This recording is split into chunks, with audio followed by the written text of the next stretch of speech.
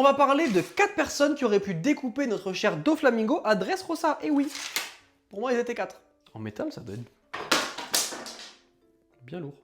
Donc avant que je casse tout, bien évidemment, Monkey D. Luffy à Dressrosa roule sur Doflamingo, enfin roule à peu près. Le deuxième, pour moi, est très simple. Fujitora, normalement il n'y a pas de débat.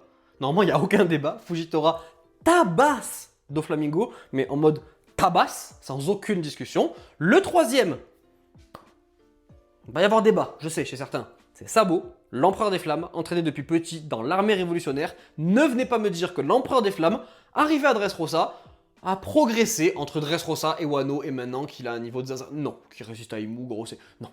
Non, Sabo, il pouvait terminer Doflamingo à ce moment-là. Je pense qu'il n'y avait même pas de débat, même pas de sujet. Il aurait vraiment roulé dessus. Et le dernier qui va poser des petits soucis à certains de compréhension, je pense, c'est Zoro. Et venez pas me dire que Zoro a progressé entre Dressrosa et le début de Wano. Et quand il combat contre Killer, par exemple, au début de Wano, qu'il a pas, il est un peu son arme en plus, qu'il a pas encore récupéré Enma et tout. Non, Zoro n'a quasiment pas progressé depuis l'ellipse, jusqu'à le début de Wano, jusqu'au tout début de Wano. Il aurait éclaté Doflamingo. Il lui aurait fait un Onigiri Zinzin, un Santoryu de je ne sais quoi sorti des enfers. Non, il aurait flingué. Non, je suis désolé, il aurait éclaté. J'en suis persuadé. Et vous savez que je suis pas non plus le plus grand fan de Zoro de la Terre, mais il faut rester objectif, je pense. Zoro, dans sa non-progression depuis l'ellipse, l'aurait tapé très fort. Vraiment l'aurait tapé très fort.